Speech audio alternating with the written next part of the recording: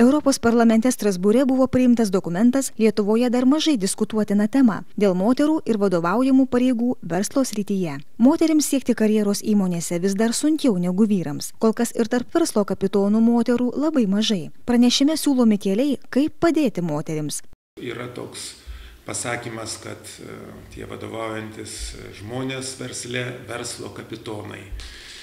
Net moteriška giminė nenaudojama, kad būtų verslo kapitonės. Jų labai mažai moterų ir tarp didelių kompanijų, firmų, bankų, prezidentų, valdybos narių. Ir kaip tik man atrodo, kad mes per mažai apie tai diskutuojam. Tuo tarpu, kai Europoje ne tik tai diskutuojama, bet žengiama konkrečiai tą kryptimį. Ir kaip tik šiaurės valstybės, kurios yra pasaulyje pačios pirmosios, pačios pasiekusios aukščiausią lygį ir pagal konkurencingumą, ir pagal gyvenimo kokybę, ir pagal gyvenimo lygį, tai būtent 5 šiaurės valstybės.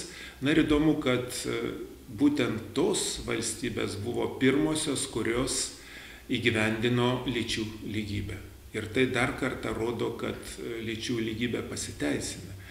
Ir dėl moterų versle tyrimai rodo, kad ten, kur daugiau yra moterų vadovaujančiose organuose, ten ir įmonių darbo efektyvumas didesnis, ir pelnas didesnis.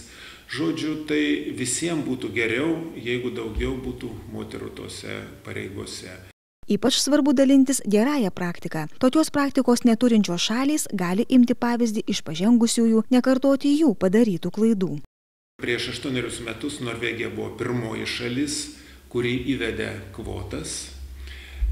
Po to pasiekė Suomija, kitos šalis, ir Suomijoje jau dabar net 70% tarp įvairių firmų, kompanijų, stebėjimo tarybos narių, valdybos narių, 70% moteris.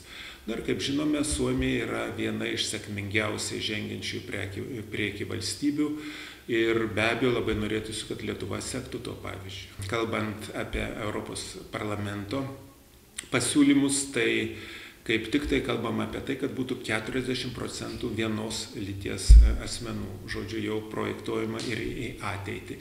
Na, o kol kas ES mastu nesiimama priemonių, kol kas iki 15 metų duodamas laikas visų šalių įmonėms, stambioms įmonėms, kad iki to laiko, per 4 metus, moterų skaičius tarp vadovaujančių darbuotojų pasiektų 30%.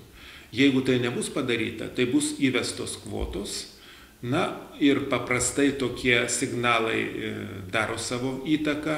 Tarkim, Prancūzijoje, Nyderlanduose jau tik pradėti ruošti įstatymai dėl moterų skaičiaus padidinimo įmonių vadovų tarpe. Ir ten iš karto įmonė sureagavo ir galbūt tas įstatymas jau nebus reikalingas, kadangi ten iš karto atsirado daugiau moterų. Galbūt, tikėsimės, taip pat bus ir ES mastu.